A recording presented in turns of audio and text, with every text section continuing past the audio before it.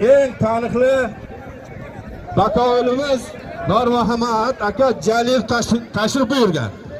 Men shu odamni davraga chaqiraman-da, mikrofonni beraman. Davrani shu kishi olib boradi. Nurmuhammad Jalil keling.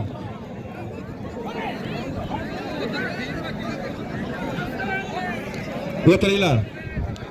Yordamchi bakovulmi kim nima desa Nurmuhammad Jalil aytadi, shunga quloq solasizlar. Hozir ham aytdim, tashkilotchilar chuvillashmay tartib bilan qaranglar. Marhamat.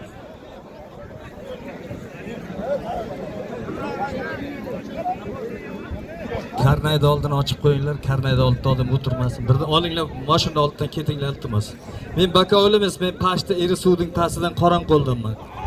Shu yerda odamman, shuning uchun bizlarga yarashmaydi. Ota qishlog'imiz eri suv xalqi juda madaniyatli xalq, ot ko'pkari kurashda. Shuning uchun bugungi to'yning bakovuli mana shu to'yni o'tkazayotgan tashkilotchilar. Nechinchi yilda edingiz rais bu? 80, 92, 94 yigitlari.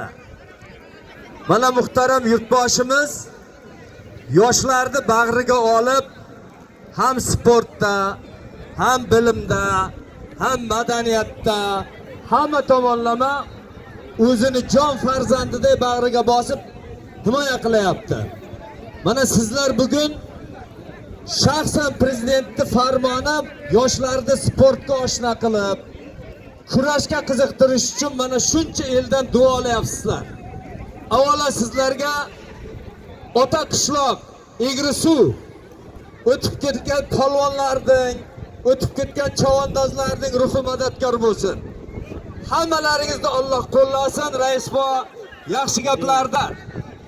Sizlar bir 10 metr orqaga bo'nglar, men sizlar oldilaringga borib ham yotmayin. Darvozani oldigacha. Tez-tez. Hurmat bu juda yaxshi narsa. Sizlarni shuncha yurtda otasi